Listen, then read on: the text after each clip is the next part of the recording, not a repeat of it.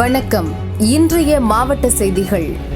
திருச்சியில் உள்ள தேசிய வாழை ஆராய்ச்சி மையத்தில் வாழை பன்முகத்தன்மை கண்காட்சி, விவசாயிகள் சந்திப்பு நிகழ்ச்சி மற்றும் 25வது ஆராய்ச்சி ஆலோசனைக் குழு கூட்டம் நடைபெற்றது.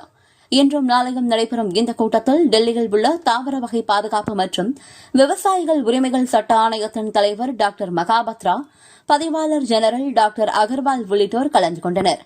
நிகழ்ச்சிக்கு முன்னதாக டாக்டர் மகாபத்ரா செய்தியாளர்களை சந்தித்தார்.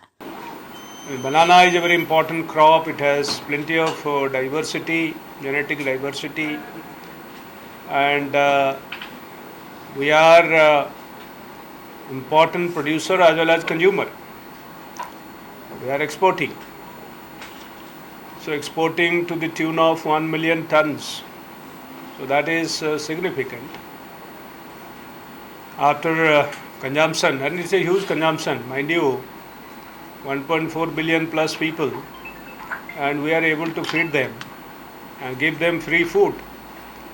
And horticulture production is increasing, consumption is also increasing, horticulture produce. And you all know that we have crossed now 370 million tons mark with regard to horticultural production. அப்போது அவர் கூறுகையில், இன்று பல்வேறு பரிசோதனைகள் நடத்தப்பட்ட வயல்வெளிகளை பார்வையிட்டோம். வாழை மரபணு சேமிப்பு வங்கி என்ற புதிய வசதியையும் திறந்து வைத்தோம். இது பதிவு செய்யப்பட்ட வாழை வகைகளை பாதுகாக்கும். வாழை பயிரில் பல்வேறு மாநிலங்களில் பெரிய அளவில் பல ரகங்கள் காணப்படுகிறது. குறிப்பாக வடகிழக்கு மாநிலங்களிலும் கேரளா, தமிழ்நாட்டில் உள்ளூர் வகைகள் உள்ளன. வாழை ஒரு மிகப்பெரிய முக்கியமான பயிராகும். இதில் அதிக மரபணு பன்மை உள்ளது. நாங்கள் ஆண்டுக்கு சுமார் 1 மில்லியன் டன் வாழையை ஏற்றுமதி செய்கிறோம். 1.4 பில்லியன் மக்கள் தொகையுள்ள நாட்டில் நமது உணவு தேவையை பூர்த்தி செய்து கொண்டு ஏற்றுமதியும் செய்கிறோம் என்பது குறிப்பிடத்தக்கது என்றார். கொடைக்கானல் அரசு மேல்நிலைப்பள்ளி அருகே டோபிகானா பகுதி உள்ளது. நகராட்சியின் 13வது வார்டிற்குட்பட்ட இந்த பகுதியில் கடந்த 20 நாட்களாக குடிநீர் சப்ளை இல்லை. இதுகுறித்து நகராட்சியிடம் புகார் அளித்தும் முறையான நடவடிக்கை எடுக்காமல் அதிகாரிகள் மெத்தனம் காட்டி வருவதாக கூறப்படுகிறது.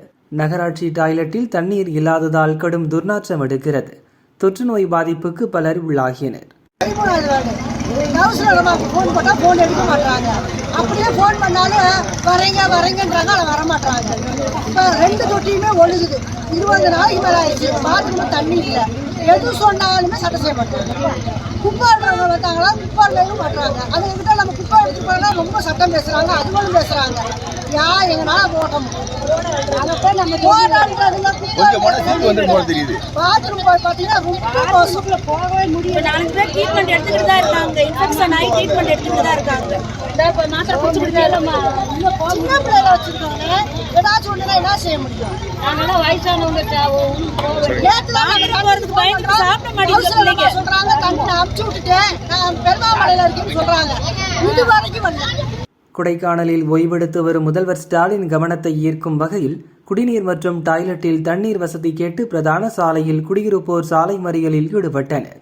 ஸ்பாட்டுக்கு விரைந்த போலீஸ் இன்ஸ்பெக்டர் வசந்தகுமார் பேச்சுவார்த்தை நடத்தினார். உடன்பாடு ஏற்படவே சாலை மறியல் கைவிடப்பட்டது. சாலை மறியலால் 1 மணி நேரம் போக்குவரத்து பாதித்தது.